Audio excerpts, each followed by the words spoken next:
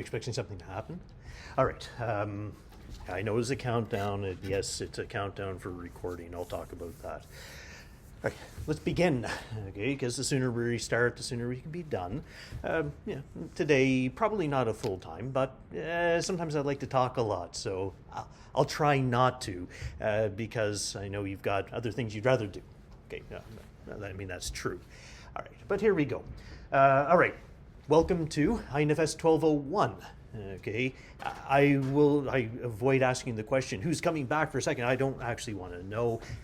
My expectation or my hope is this is perhaps the first time you're taking it and the last time you take it.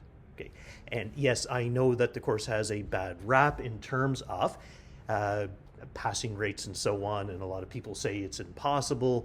I can assure you that it's not impossible. However, it does require effort. And it might not be the same type of effort that you can get away with in other courses, which is, I'm not going to do anything in the course until the night before the test, and then I'll just review my notes, and hopefully I'll just be able to get through. It doesn't work this way. If you want to find out, well, talk to somebody who took the course more than once, and you'll probably discover that, yeah, the approach doesn't work. It requires a whole lot of practice, and if you don't want to put it into practice, my recommendation is don't take the course now. Take it when you're ready to put it into practice. How much practice? It really depends on each individual. So I'm sorry to say this, it's going to be frustrating because you could be sitting beside somebody who's already seen some programming already in another course or in another place, like maybe they did in high school, and they're just going to walk through everything and say, yeah, it's really, really simple. Meanwhile, you're going to suffer. Okay, it happens. It happens to everybody. It happened to me as well. Some people can look at something and go, hey, that's really easy. A lot of us just need a lot of time. And really, the only difference between, say, you and I is I've just had a lot of years doing this. That's really the only difference. In other words, I've seen all the problems. So when I see a problem, I know where the problems are. As opposed to, I've never seen this problem before, I don't know what to do. Okay. You get this by just doing a lot of practice.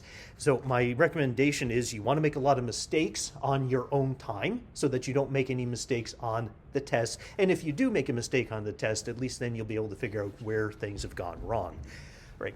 The purpose of the day's class, I mean, we already know that not everybody's going to show up the first week. I'm quite keenly aware of that. It happens every time. We hope that it's not the case, but it always happens.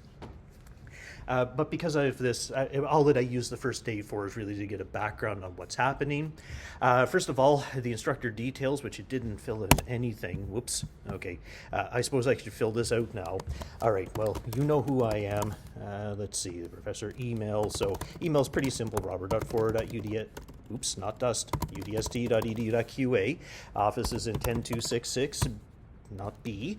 Okay, the office hours. C syllabus. Yes, that is correct. Excellent. Background. Whoops, I forgot to fill this one out. Okay, background. All right, I came from a time when computer science was run by math departments, so I have a math degree. I took a lot of computing courses. So I got a background in mathematics. Okay, so yeah. Computing, yeah, I mean, computer science degrees kind of came like a few years later.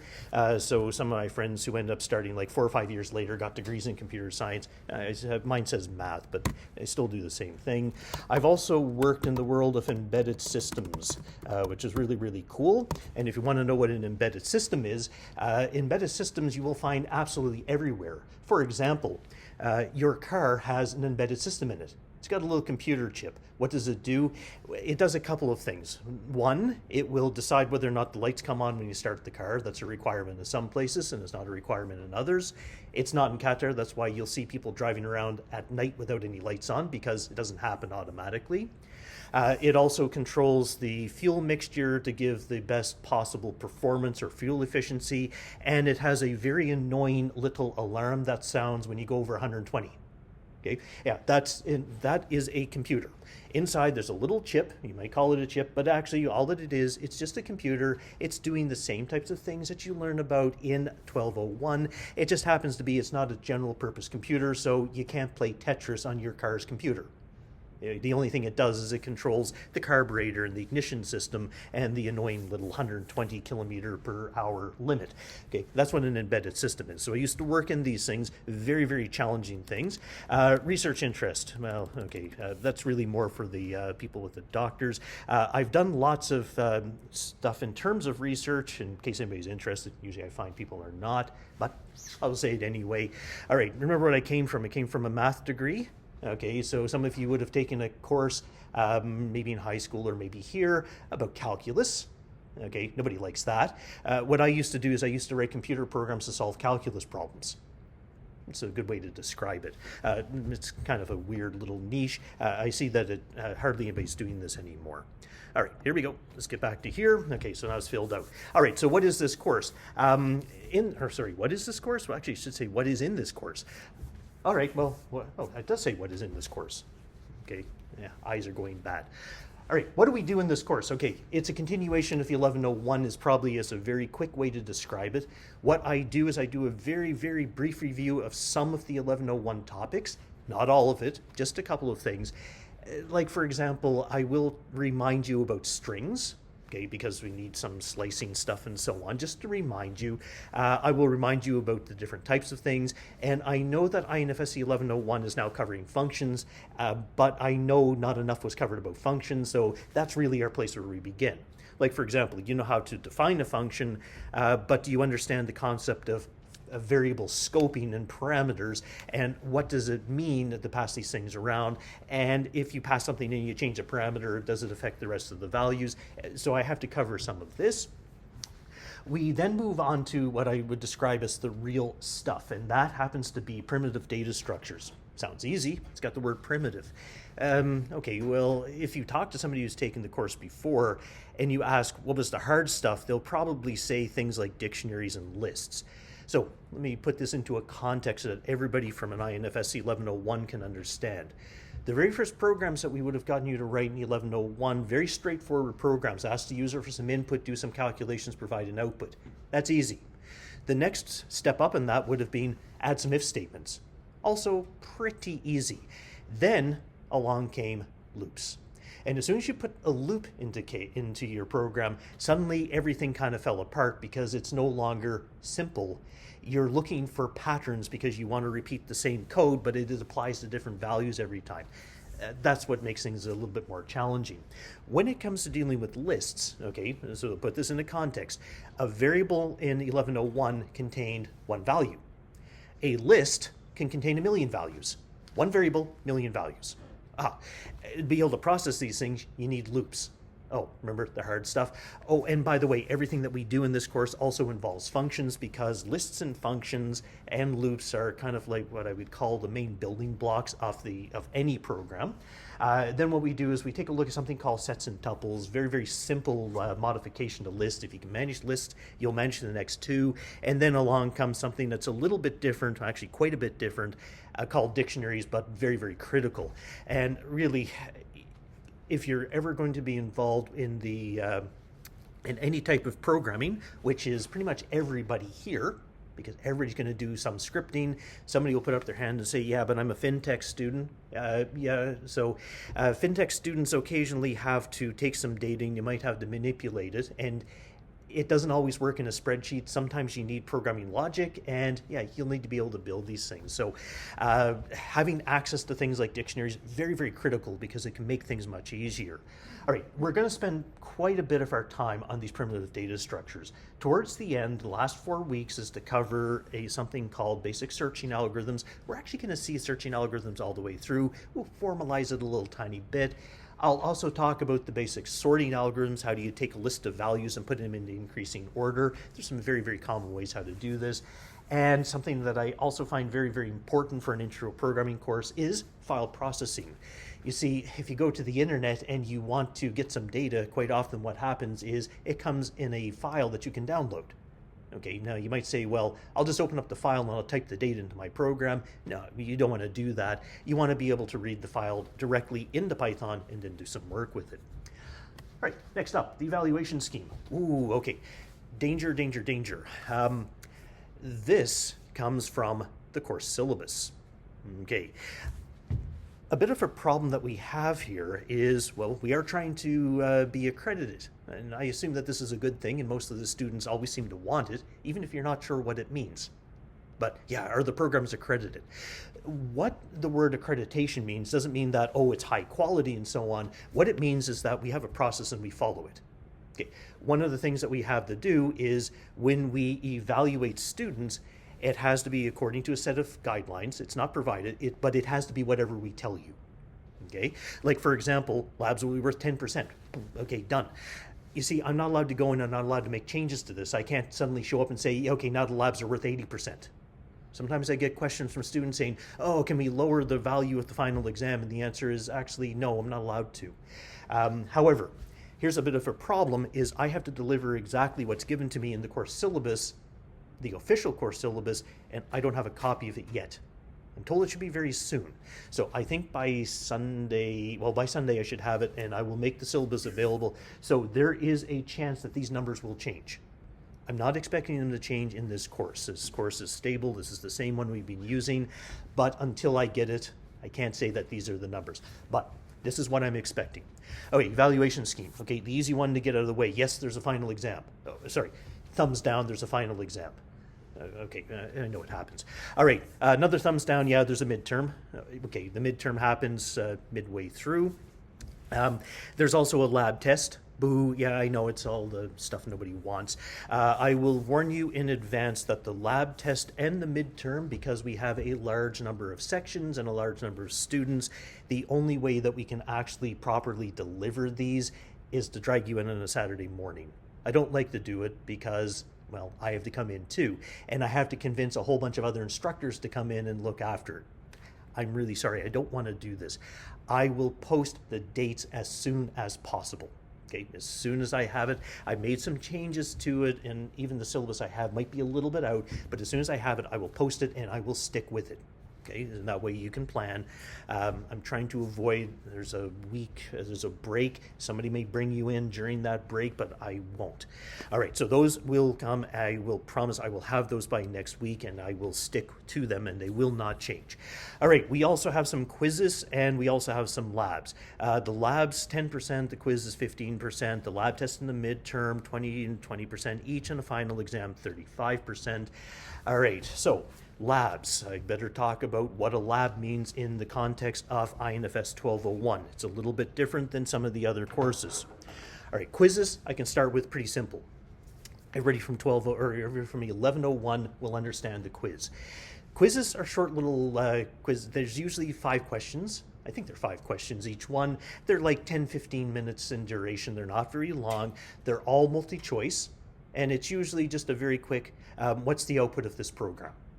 Okay, we use that to find out, okay, has the student had a chance to actually understand, okay, this is how variable scoping works, this is how a dictionary works. It's really just a check to find out how things are going. There will be 5 of these all the way through the semester. All right, labs on the other hand.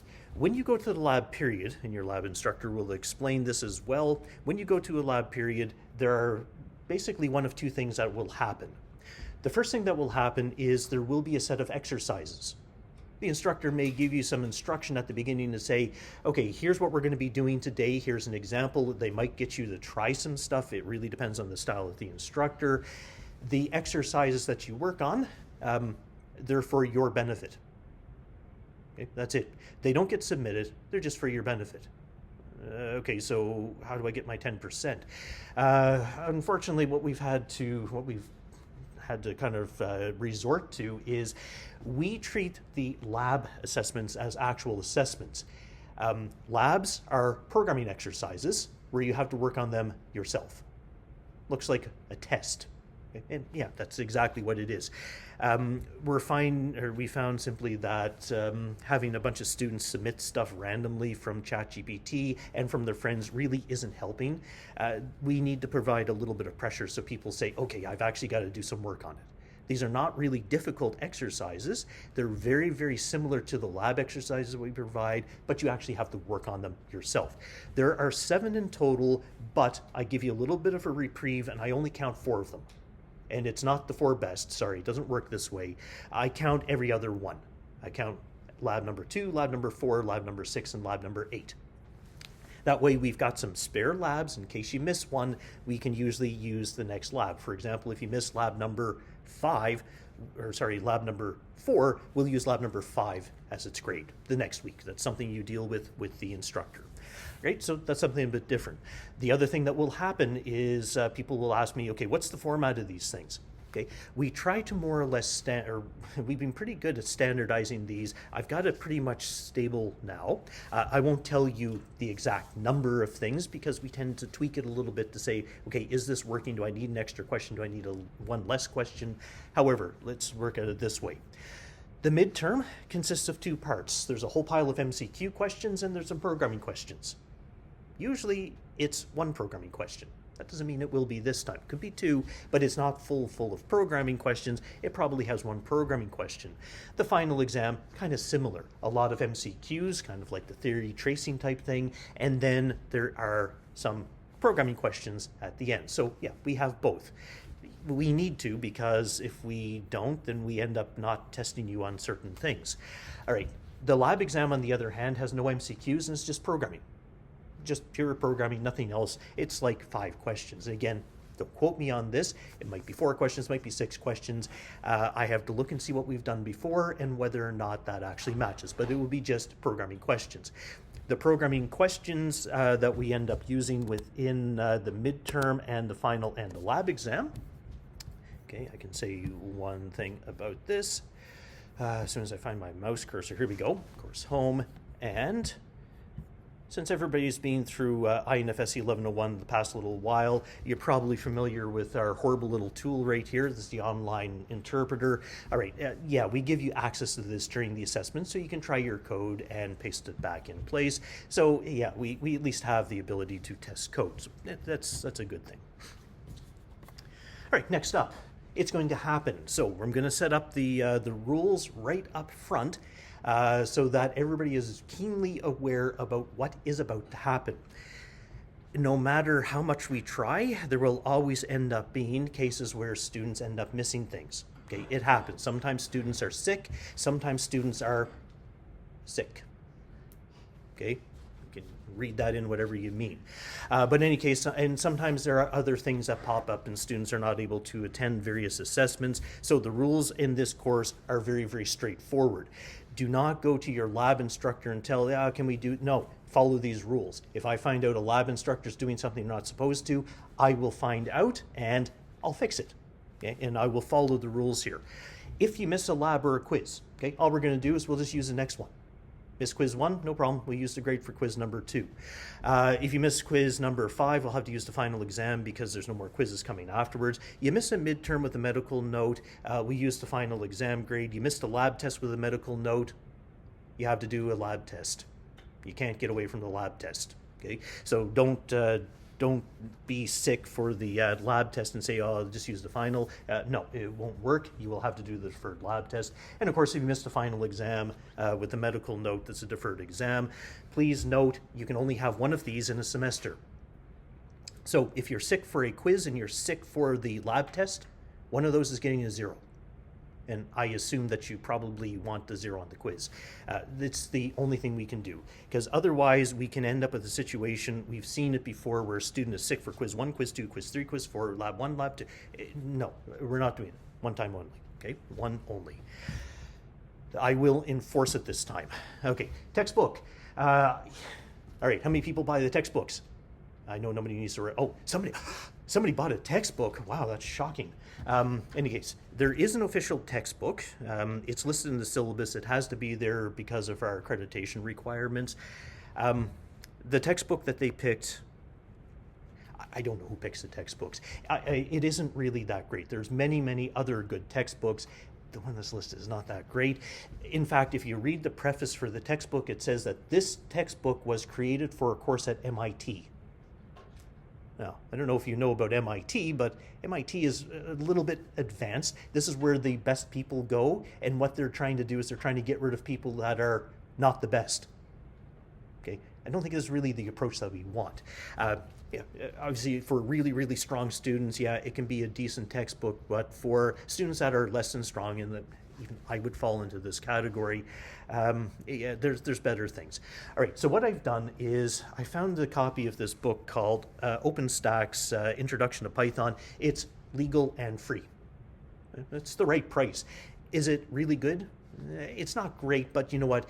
It's probably better than the MIT one, that's my opinion, and it is completely free. So there you go. There's a piece of some stuff.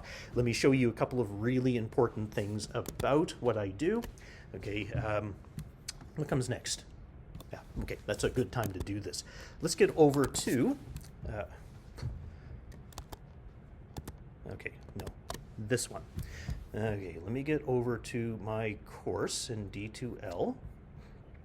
Okay, we'll talk about the D2L shell and what I've done in here and the features that I have included. All right, number one, yes, you have two shells for your course. You have section number one. That's the stuff that goes on here today. And close this up with somebody's password. I don't want to accidentally drag that over. Here we go. So number one, we have two shells. The one is section number one. That's for the stuff that goes on in this room. What goes on in this room? Pretty much lectures. So what you're going to find in here is lecture material. Okay, yeah, I know it's the boring stuff. I'll try to make it somewhat entertaining. I have broken it up according to weeks. I will show you how to read the syllabus in a few minutes. One of the things that I've done here, let me pick week number 4. Usually I open up the slides just like the week that we're about to do them. I'll open them up on the weekend. I would open up everything, but I don't want it to be confusing about what we're looking at. But for example, if I take lecture number 7, variable scope and parameters. All right, first page is, as expected. Second page is a list of the sections out of the textbook. This is the OpenStack textbook. Okay, so yeah, if you want to read more stuff about it, you'll find it in section 6.3, 6.4, and 6.6. That was the material that I found in this slide and how it matches up. There will be some occasional slides. I got to remember which one. It's basic list, tuples and sets. Okay, maybe this one right here. What I get for not marking down what it is I'm supposed to look for. All right, here we go. Appendix G. If you go onto the textbook, you won't actually find Appendix B or Appendix G, but if we go into the content area, there's a section here called Student Resources. The Student Resource section contains a link to the OpenStack textbook. There you go, that's what I'm talking about. So for example, if we take a look at 6.4 parameters, there you go. Here's the details about that. There is absolutely no appendices in here. However, if we go back to Student Resources, you will see that I've got something called book appendices. And what I did was I went through and I said, hey, you know what? There's nothing about topic X, so I better write something. So for example, there's absolutely nothing about list iteration. I don't know why it's not there, but it's not in the OpenStack's textbook. So what I did was I wrote it up with some examples and so on. I'm missing questions. There's only so much stuff that I can do. However, there's some extra reading material in here. On top of this, turn to the internet, use all the resources you have access to. Okay, there are piles and piles of YouTube channels about Python programming. Follow them, watch them, try stuff. That's important, don't just watch, but actually try things. There are lots and lots of books. Go and get them.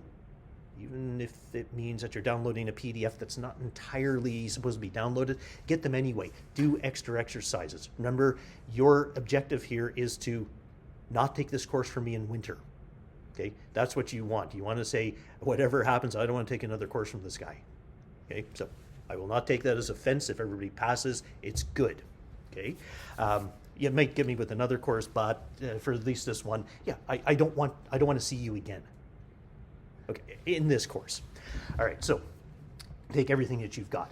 What else have we got sitting in here? Okay, we've got some coding standards. Okay, I'll talk about that when we have time. And there's some common functions. This is a reference sheet that we provide on most of our tests. I'll talk about that when we get there. Okay. All right, lecture section content. That will be all the slides, as I say, 1 week at a time. There will be syllabus. Okay, the syllabus is currently hidden because I'm waiting for the official thing to show up. But what I will do is I will sort of provide you a quick sneak preview what it looks like. It looks like a syllabus like anything else. Blah, blah, blah about how many hours per week, et cetera, et cetera, et cetera. What's the official textbook? What's the additional resources? There's a bunch of things called learning objectives that no student actually really ever reads. However, this weekly outline, this is very, very important. Okay, the weekly outline is a list of what we're going to be doing each week. Now, no, this is already out of date.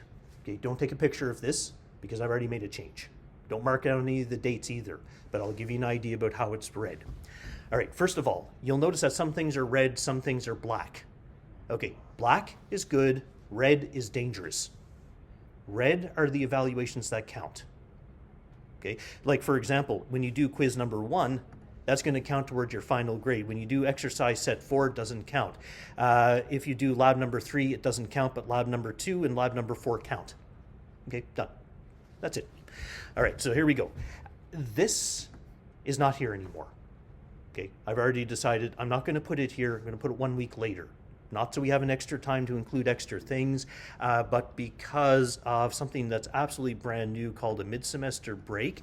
And the Saturday at the end of that break is legit. I'm allowed to put things there, but I have a feeling that people might be traveling because it's a break, and I'm just going to avoid it. So it will be 1 week later. So 18 plus 7, 25. That's what I'm expecting. This is also not official. So you can't show me a picture later and say, this is what you said. No. It will be 1 week later. The same thing is true, I believe, with the lab exam. It's off maybe even 2 weeks. I can't remember what I've decided, but I've got it in a spreadsheet, and I think it looks better than what I've got here. This is just the first thing. When you get it, or when you get this, and you wake up on a Sunday morning on the 21st of September, and you go, oh, I'm not feeling well today, or I guess I'm not going to feel well tomorrow because it's Monday. What am I missing? Do I have to email the instructor and find out what I missed? And the answer is no, you don't. You're going to be missing list basics. And you'll find that there's a slide in there called list basics. End of story, that's all. So you'll know exactly what you missed. Okay? You know in advance what's going to end up happening. Okay, and I promise I'll get this one fixed for the timings. I should have fixed that before showing it. All right, next, oh, yes?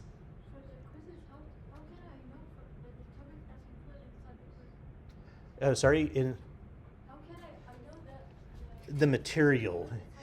Yeah, I should actually add what's inside this for each of these. Okay, that's actually a good point. I meant to add this as well, so I will add at least kind of a quick little topic. I won't be able to list absolutely everything, but we'll list at least a small topic.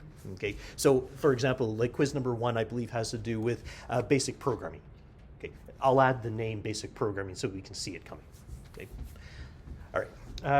So let me see. Okay, the next thing that will happen, okay, right down here at the very bottom, there will be one extra module called lecture recordings. All right, one of the things that I started to do as soon as we started to run lectures over in these large halls is I said, okay, sometimes we have some issues because people are talking, like right now. Okay, sometimes you might be interfering with somebody else. Sometimes you bother me. So, if you bother me, I'll tell you to leave. Okay, end of story, just leave. You don't need to be here. We'll talk about attendance in a few seconds. But because this sometimes happens, I've also been accused of talking really fast because it's fun. Some things are fun. So I really get kind of excited. And yes, even though people tell me to slow down, it never works. It works for a while, and then suddenly it goes back. So if you want to go back and you want to watch it at 3/4 speed, you can do it. That way, if you miss something, you have a chance at it, okay? I will record each one. Usually, you'll see that there's a red bar around here. That's actually the fact, it's my screen recorder. I will upload these at the end of each week. So please don't send me a message on Tuesday asking for Monday's lecture recording. It won't be there. I'll put it on Thursday. End of the week, because I do everything at once so that I don't keep doing things over and over again. Sometimes you get lucky, it shows up a bit sooner. Just don't ask. I will get to it when I get to it. There will be one for each day. I can show you what a typical course looks like, INFS1201 from winter, just so you'll see what it is going to look like. Here we go, content. Right down here, lecture recordings, and it'll be listed out by date and topic. Okay, so I promise that will be there. get back over to this semester. Okay, we got a couple of things that I want to talk about. So we have the content. What you do not have in lecture section number 1 is a Dropbox. You will not have any grades. Okay, there's no grades in here. You will not have any quizzes. There will be absolutely nothing in here. Let me show this as a student. I try to keep this in minimal just for the lecture material only, but I have included something called self-assessments. What these are, it's a group of MCQs and written answer questions, not in the form of a quiz exactly, but hopefully with a little bit of a description. Like, for example, here's something to do with lists. Okay, here was a question. This, I believe, was actually a question on a midterm a few semesters ago. That's why I included it. All right, so what's the output of the program? Okay, well, you guys don't know anything about lists yet, but eventually we'll get there. Sorry, this one says JavaScript. It's because I forgot to change the name of it. All right, so the output is obviously one of these things. Okay, well, it's not in the form of a quiz where you answer a bunch of questions, you get a score. And no, instead, I've provided some explanation. So, for example, no, this answer was put here in case students think that the extend function is the same thing as the append function. So, in other words, it was a trick. And most of my questions are usually filled with tricks. Not because we're looking for trick things, but it's to make sure you understand, oh, this function does this. Okay? So there's an explanation about which one is wrong and why I put it in place, just in case. And usually there's a bit of an explanation as well. There's not a lot of questions in here. Sorry, I wish there was more. These things take time to make, and there's only so much time that I have.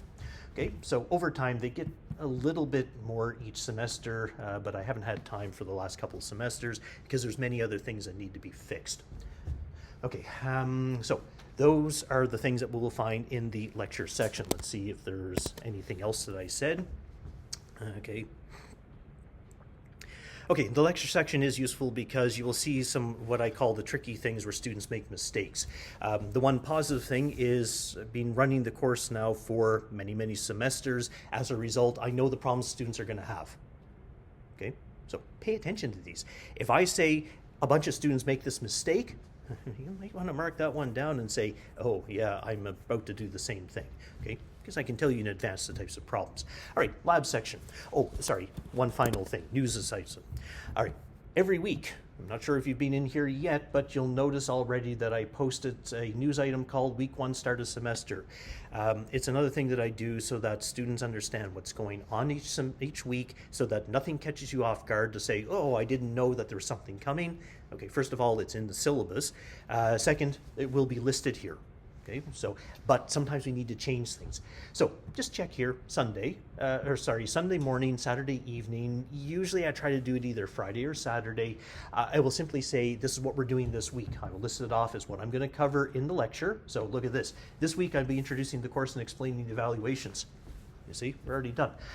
Also walk you through the important parts of the D2L course, show the labs. Okay, yeah, because we're starting midweek, some people miss their labs, some people have their labs. So there's no scheduled lab activities. However, if you do have a lab, like drop in and visit your instructor so that they're not completely bored. I mean, they get paid to do something, so go make them do some work. You can ask them lots of questions they don't know the answers to. But otherwise, no. Do we have to attend? What I've heard, here. Okay, we're back. Not that we ever went anywhere. Sorry, I accidentally hit the pause button. All right, here we go. For attendance for this room, for the labs, deal with your lab instructor however they're dealing with it. Some people have different rules. Here's the rules that I use for this room right here. The attendance is taken by your card. Everybody's been doing that for a few semesters. It's not a big deal. Okay, it's not anything new. You know what to do. You tap the card at the beginning of the lecture when you come in. And you don't need to tap a second time on the way out, just tap at the beginning. Okay, pretty straightforward. All right, number 1, what happens if I forget my card?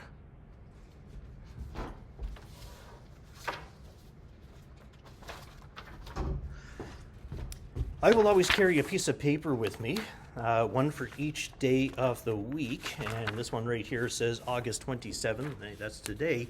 It's a big long form, and basically if you forget your card, come down, sign this. probably best to wait till the end. Don't walk down halfway through the class and stand in front of everybody. It's really quite disturbing. Just wait till the end and sign it, please. All right, just go ahead and sign it. What happens is if you don't type your card and you sign this, overnight you're marked absent. You'll get a message saying you're marked absent, and then the next day I will put it back in. Okay, so it will go back. You don't have to email me and say, I got marked absent, please fix it. No, just let me fix it. Give me a day, give me a couple of days. I try to do it the next day, but sometimes you're just really busy with things. So just give me till the end of the week. If it hasn't been adjusted, tell me. Okay, that's it. All right, so what if I scanned the card and the card didn't work? Well, you guys have access in PeopleSoft to find out whether or not the attendance was recorded. Check it. Okay, scan the card. If it doesn't work, try scanning it again. If it still doesn't work, sign the piece of paper. If you're really paranoid thinking, okay, I can see it, but I don't know if I'll be marked present, sign the paper. Okay, if I got an extra one, it's fine, I don't mind. All right, so next scenario. I attended class, I forgot to scan, and I forgot to sign the piece of paper. You're absent. Okay, that's it. What if I send you an email? No. If your name isn't on the piece of paper, you're not here unless it's being recorded in there. So please check. Okay, that's the rule. Don't send me an email asking me to change things. I don't do it. My recommendation is if your attendance or your absenteeism actually is what it should be. If your absenteeism level exceeds 10%, my recommendation, sign that piece of paper every day. That way, there's absolutely no questions. I don't want to see an email saying, I forgot to scan, I forgot to sign, now I've got an AF because I just hit 15%. No, if you're over 10, sign. Okay, that's the rules here. All right, next scenario. Student signs their card and runs away. Okay. If the card has been scanned and it's recorded in the system, you're marked present. Okay, that's it. That's it. Nothing else. I'm not going to sit there and force people to come in. In fact, if you have other things and you want to chat with people, as I've said before, just outside. Okay, just not inside. I mean, I don't mind. Sometimes we do some activities that might be kind of fun. There might be some jokes going on. That's fine. I don't mind if you chat then. But if I'm actually trying to be serious, you have to be quiet because other people might be actually here trying to learn something. So I would rather, I'm not going to police to make sure that people are scanning and coming in, but I will police people if you're irritating other students and you're irritating me. Okay, so please do this.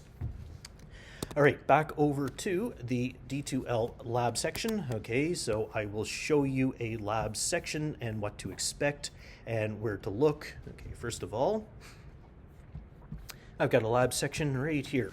Got lab section 16 in place, and there might be some news about the actual labs. Like, for example, it was a surprise. Somebody else was supposed to teach the course, and suddenly I did.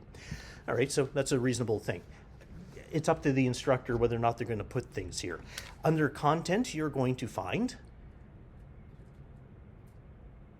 something. Okay, you're going to find the lab section content. You're going to find it broken out by week, and inside you're going to find one of several things. Like, for example, right here, you'll see that there is an exercise set 2. These are exercises. You've been through INFS1201, same idea. There's a pile of questions. Okay, that's there. There's a set of a set of solutions. They will be released at the end of that week, before the next week. Remind your instructor, sometimes they forget. And of course, well, because this is where all the assessments take place, you will find, oh, no drop boxes. Yeah, we don't use drop boxes in this course. There's nothing to be submitted there. You will, however, find a whole pile of quizzes. You won't see them yet, but all of the quizzes happen to be in place. Okay, so you'll see them just in time. And the other thing that we do in this course is we will use the grade. We will use the grade book, and your instructor for your lab will be responsible for keeping this up to date, and you don't have to remind them because I will. I mean, feel free to bother them as well, but I constantly pester people and I say, hey, you haven't graded lab number 2 yet. Get it done by tomorrow.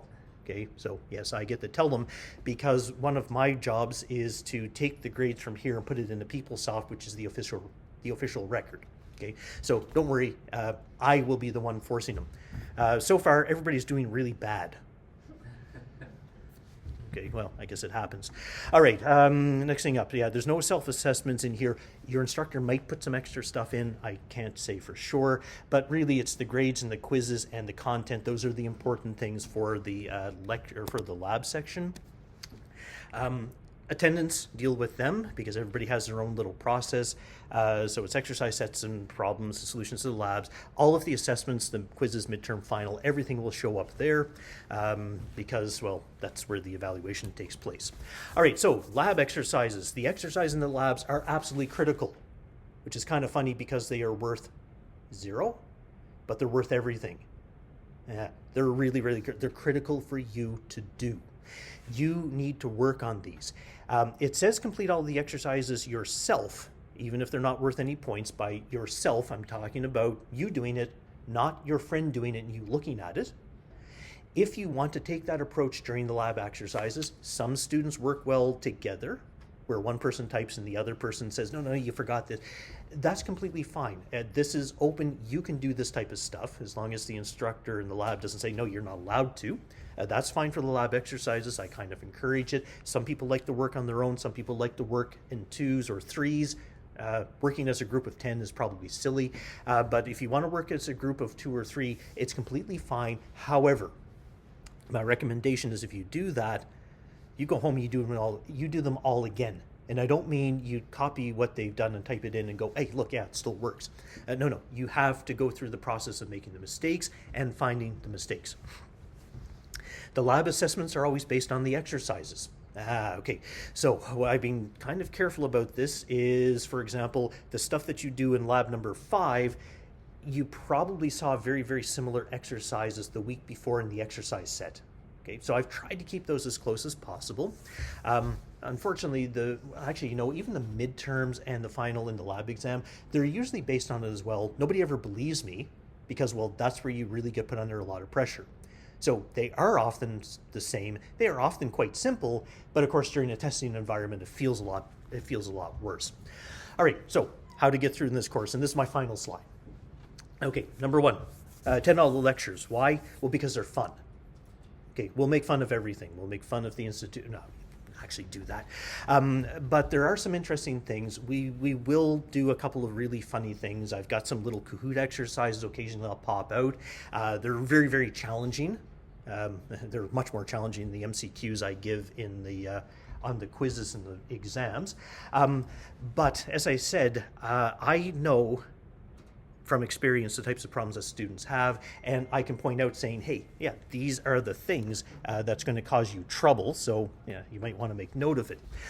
Finish the lab exercises even if you don't receive points for them. The lab exercises, initially we used to have like 10 exercises every week and we were making the students do all of them by the end of the class. Okay, it was probably too much, because everybody is so worried about getting everything finished so they can get their full marks that all they were doing was copying it from their friend and submitting it. Okay, that's not a healthy way how to learn. So if you don't finish all the lab exercises during the period, take them home, work on them. We will give you solutions. Success in programming is done through practice, not by looking at somebody else. I always compare this exercise to being very much like learning how to play a musical instrument. Okay? To learn how to play a musical instrument, I'm not sure how many people have ever tried. When you watch somebody else do it, it seems really easy. And if you ever try, it usually sounds pretty bad because it requires practice. Watching somebody else do it is fun, it's entertaining, it sounds great, but it isn't... Sorry, the test isn't, are you entertained by this?